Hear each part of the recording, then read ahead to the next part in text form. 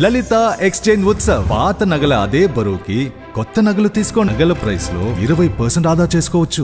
Padma Vibhushan award announce చేయగానే చాలా ఆనందంగా ఎంత ఆనందపడుతున్నారు ఏంటంటే నిజంగా పద్మభూషణ్ అవార్డు వచ్చినప్పుడు నాకు ఉన్న ఆనందం అంతా ఇంత కాదు.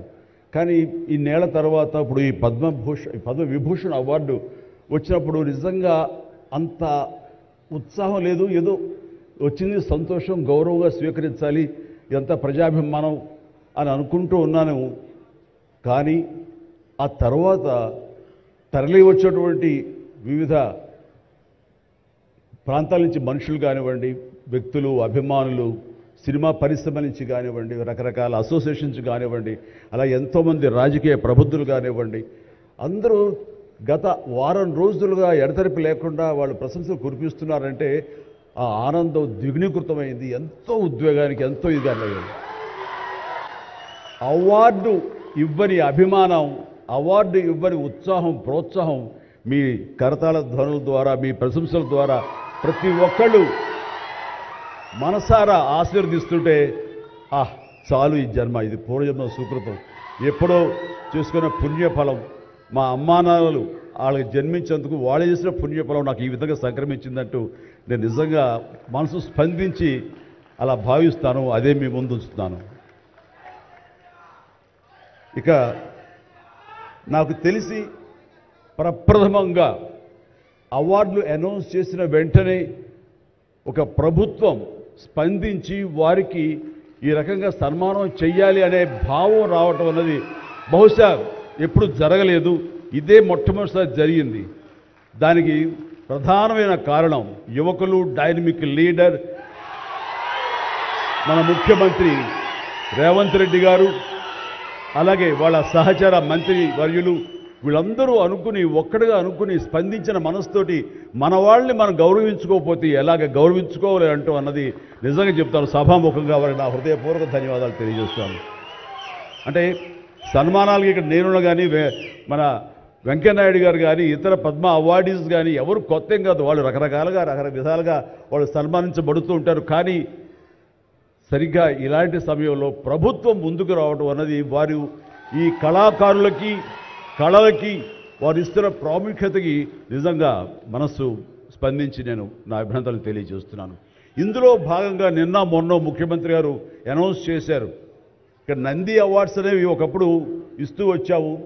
నంది అవార్డ్స్ అనేది తర్వాత అదేదో గత చరిత్రలాగా అయిపోయి మాకు అందరికీ చిన్న డిసప్పాయింట్మెంట్ ఉంది అంటే ఇరు రాష్ట్రాల్లో కూడా. అరే, కళాకారులు ఇంత నెగ్లెక్ట్ చేస్తున్నారు, ఇంత నిర్లక్ష్యపరుస్తున్నారు, ఎందుకు ఉత్సాహపరచట్లేదు? అది పెద్ద గొప్ప విషయం కూడా కాదు అది. అండ్ అది ఇస్తే కనుక చాలామంది చాలా ఉత్సాహం ఉంటుంది. ఆ ప్రోత్సాహంతో మరింత ముందుకెళ్తారు.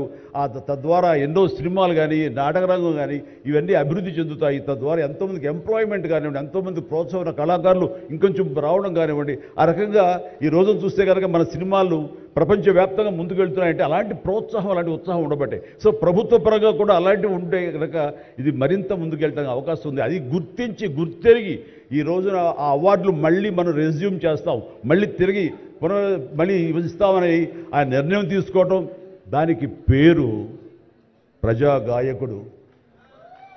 జీవితం అంతా కూడా రెవల్యూషనరీగా మార్పు తీసుకురావాలని ప్రయత్నించే నిరంతర శ్రామిక కళాకారుడు శ్రీ గద్దర్ గారు. గద్దర్ గారి పేరున అవార్డులు ఇవ్వటం అన్నది ఎంతో సముచితం, ఎంతో ఆనందం, ఎంతో ముదాహం. అలాంటి నిర్ణయం తీసుకున్నటువంటి మా ముఖ్యమంత్రి రేవంత్ రెడ్డి గారికి, వారి సహచర్యులకి నేను మనస్ఫూర్తిగా నా హృదయ ధన్యవాదాలు ఈ సభాముఖంగా తెలియజేస్తున్నాను. అండ్ ఇక్కడ నాకు ఈ అవార్డు రావడం ఆనందం, కానీ ఆనందం మరింతగా ఉండటానికి కారణం మేము చిన్నప్పటి నుంచి ఎంతో అభిమానించి ఆయన చూసుకుని ఇన్స్పైర్ అయ్యాం. వారే స్టూడెంట్ లీడర్గా ఉండి జయాంధ్ర కోసం, అప్పట్లో స్టీల్ ప్లాంట్ కోసంగా ప్రయత్నం చేసినటువంటి వెంకయ్యనాయుడు గారు. ఆయన వైజాగ్ కాలేజీలో, యూనివర్సిటీలో ఆయన స్టూడెంట్గా ఉన్నప్పుడు ఆయన ఇచ్చిన పిలుపుకి ఎక్కడో నర్సాపురంలో ఉండే మేమందరం స్పందించి స్ట్రైక్ చేయడం అనేది జరిగింది. ఆ రోజు నుంచి కూడా మాకు ఒక లీడర్ లాగా, మా నాయకుడిలాగా ఆయన మేము భావిస్తూ వచ్చి నన్ను అలా మేము ఎదిగాం. ఆయన అప్పటి నుంచి అబ్జర్వ్ చేస్తూనే ఉన్నాను. ఆయన వాగ్ధాటికి నేను పెద్ద ఫ్యాన్ని. ఆయన మాట్లాడే మాటలు అలాగా నోరు వెళ్ళగట్టి చూస్తుంటాను. ఇప్పుడు కూడా అదే ఎదురు చూస్తాను. ఆయన ఎంత ఓపికగా మాట్లాడతారో తెలియదు, కానీ డెఫినెట్గా అలరిస్తారంటూ ఎలాంటి సందేహం లేదు.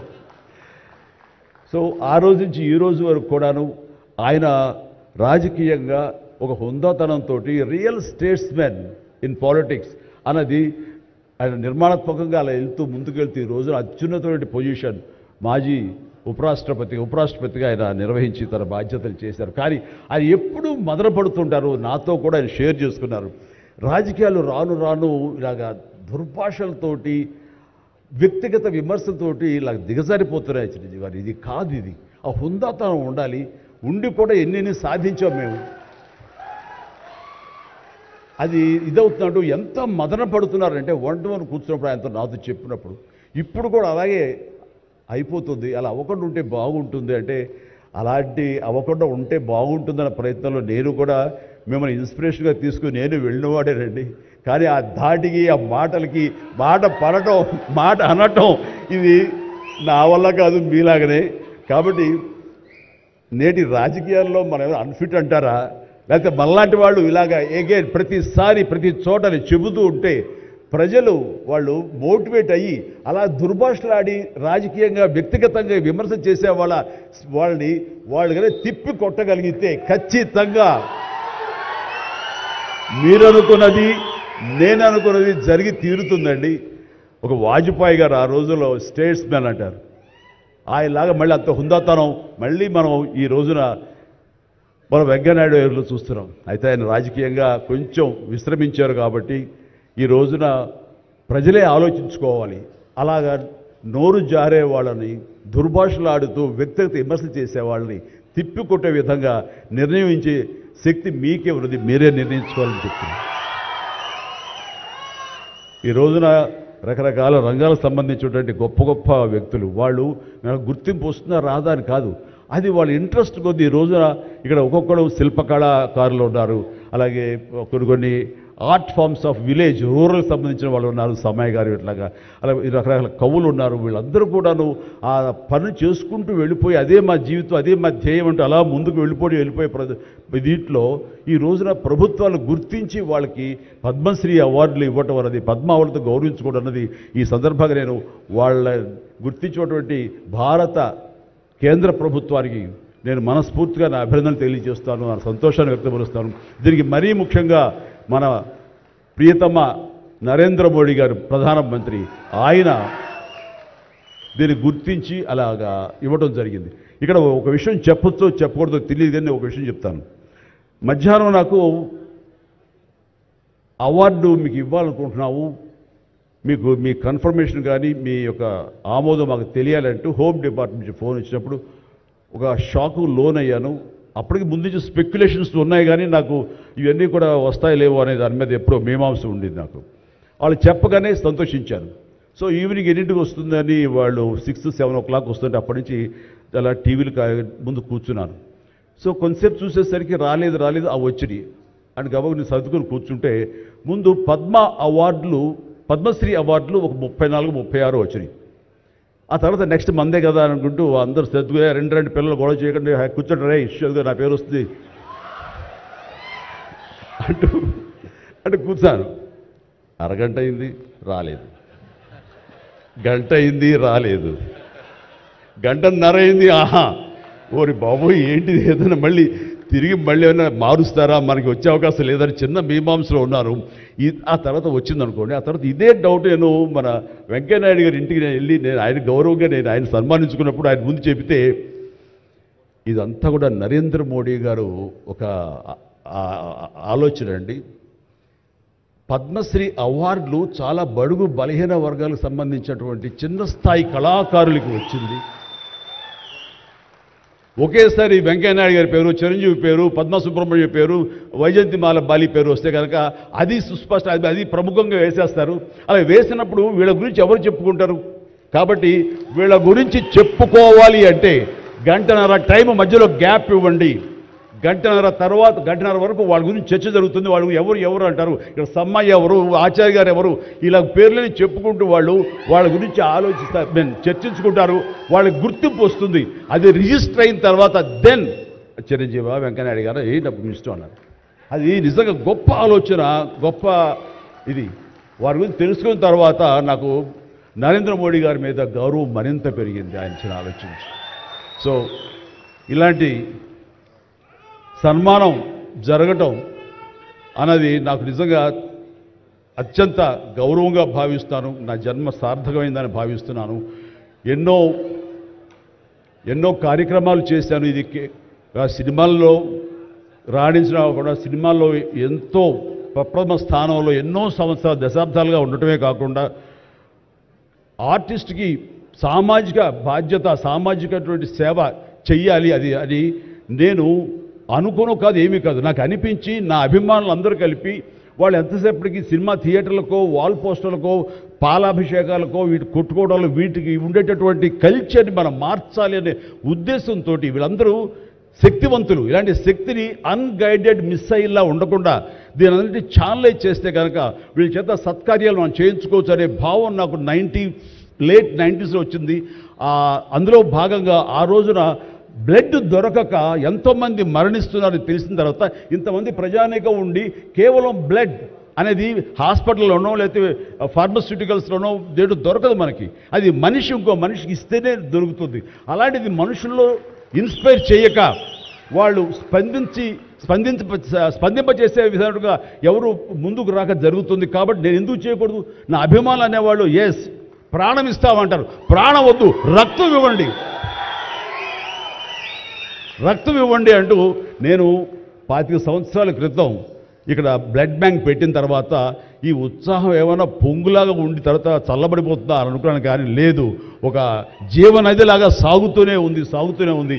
ఈరోజు కూడా మీ అందరి ప్రభావంతో ఎక్కడ మంచి కార్యక్రమం కానీ పుట్టినరోజు కానీ శుభకార్యం చేయాలన్న ప్రతి ఒక్కరు రక్తదానం కోసం ముందుకు వస్తున్నారు, రక్తదానం ఇస్తున్నారు అంటే కనుక దానికి ప్రప్రథమంగా నడుం బిగించింది నేను, నా అభిమానులు చెప్పడంలో గర్వంగా ఉంది నాకు ఈ రోజుకి.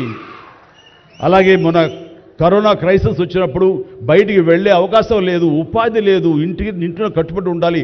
ఇలాంటి పరిస్థితుల్లో వాళ్ళందరికీ నిత్యావసర వస్తువులకు చాలా కష్టపడిపోతారు అనుకున్నప్పుడు నా ఇతర మిత్రుల సహాయ సహకారాలతోటి నేను పెద్ద ఎత్తున వాళ్ళకి 4 నెలల పాటు మన ఇళ్లలో తినే హై క్వాలిటీ గ్రాసరీస్ నేను వాళ్ళకి అందివ్వడం జరిగింది. అది వాళ్ళు బయటికి రాలేరు, పోలీసులు వాళ్ళు చాలా స్ట్రిక్ట్గా ఇంటికే పరిమితం చేస్తారు, ఏం తింటారు. అప్పుడు నా అభిమానులు నేను ప్రోత్సహించి వెళితే నా అభిమానులు ప్రతి ఇంటికి వెళ్ళి ఆ బ్యాగ్స్ ఇచ్చేవాళ్ళు. అది గొప్పగా నాకు ఎంతో సంతృప్తి ఇచ్చింది.